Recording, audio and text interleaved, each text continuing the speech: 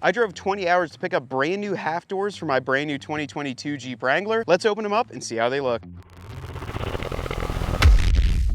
Some people don't see me as an average Jeep guy, and I want to let you guys know that I am 100% average unless you consider driving as far as I did for these not average. So there's a few reasons why I went to pick up these doors, and the first and biggest one is I want the half doors. I wanted them very badly, and as you guys know, basically the only way to get them is to factory order them with your Jeep. And if you look at the color behind me in high velocity yellow, you could not option the factory half doors. They wouldn't let it with that color and a few other colors. I'm not sure if the blending or they just didn't want you to have them. I really wanted them, and it stank that I couldn't do it. So I actually found these on a small little tiny kind of Facebook group in South Carolina for an absolutely great deal, and I decided, you know what, I'm gonna go down and pick these up. I don't care, it's a longer drive. I called my dad and said, hey Pops, let's get in the car. It's 6 o'clock on Saturday night. We're gonna do a turn and burn drive down there and pick these up. And I couldn't be happier to have them back. I actually waited a few days to install them so we could do it on camera, but these are gonna be my first impressions and a small install of the brand new JL half doors on my 2022 Wrangler. So here you guys go. The first one is pulled out. Now, obviously this was a cool color because I got them in black. These came off of a 392 Extreme Recon, and the owner was an older gentleman. He actually said to me, he's like, you know, I wanted these and I thought they would be so cool, but just swapping back and forth wasn't for me. So I decided to get them out of my garage and list them up for sale. I also thought black wouldn't look too awkward on this yellow one. I got to decide what I'm going to do, if I'm going to paint, if I'm going to wrap them, exactly what I'm going to do with them. I almost had to find the perfect set. The perfect set for me came off of a 392 because the 392, if you guys don't know, comes equipped with just about every option, including safety group, advanced safety, proximity entry, all the blind spot monitoring and everything on that, as well as the premium uppers. That's the only way to get half doors with them. So when I picked these up, I knew it already came loaded. So my Jeep does have proximity, so this is gonna plug in and work. You put your hand behind it and it'll unlock. The other thing, I was watching a ton of installation videos, and the one thing I did see is that when you put the hinges on, you set them on the first time, to not just go ahead and slam it shut. The striker might need to be adjusted on just this side back here. Based upon the fact that this vehicle that these doors were intended for will probably be a little bit different than mine. You only have to adjust the T50 Torx bolts right up front of the hinges. Let's go ahead. We'll throw this first one on. It's much lighter too than a full door. I mean, you don't have a window regulator. You don't have anything inside there. So like I said before, we're just gonna set this on the hinges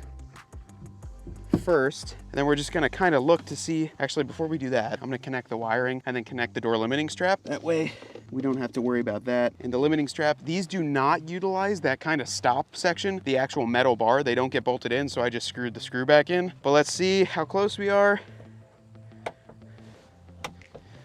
They do click and latch. I don't know. The next thing to check, if you are doing these for the first time, see how uniform it is all around here. This actually doesn't look half bad, but it does look really good on there. Half bad. It doesn't look half bad, no pun intended. I think they actually look pretty good with the gloss black though. A little bit of sidebar here. This is supposed to come with 6 boxes when you have them in the back of the Jeep. I discovered that when I got home. I had 5 out of the 6 boxes. I gotta be 100% honest, after driving that far round trip, I kinda had a mini heart attack. But in reality, all that happened was the 6th box is just an empty box to provide space in between these when they ship. So there's only 5 boxes that have parts in them. We have all 5 of them that have parts, including the instructions, as well as these little spacers. So far, I'm not too hateful to the black on the yellow. What do you guys think? Let me know in the comments.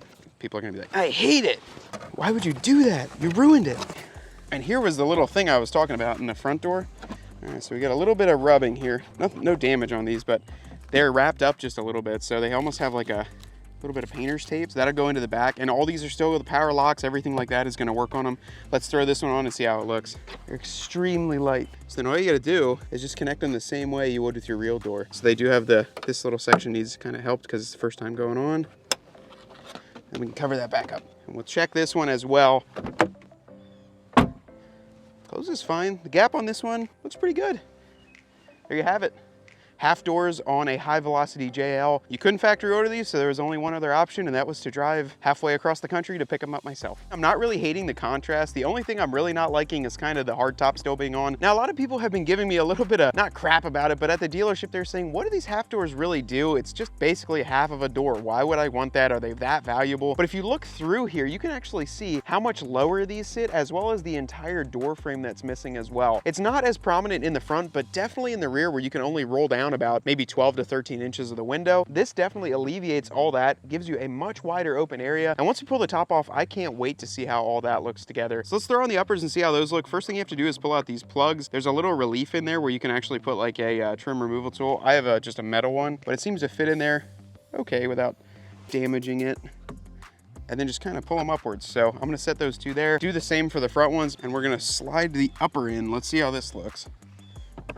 It says to give it a firm push down. I did get them in. The only downfall with these uppers, which what I'm used to with the YJs, is that this front part still stays there, so you can only zip this little cube out if you're going through the drive-thru at Starbucks in the morning like I do. But overall, they're really, really cool. Let's zip them up and close them, see how this front one looks. I'm extremely happy with them though. I have a lot of plans for this Jeep, and this is one of the first major parts I decided to add on. And obviously it popped up with a whim, and I decided to go jump on it. I'm super happy though to have these. What do you guys think though? Let me know in the comments. I plan on kind of modifying them, working around them, but I'm super excited to have these on this Jeep, and I'm extremely excited that Jeep finally released them this way. Now until next time, my name is Matt from Dirt Road CRED. Get out there and earn yours.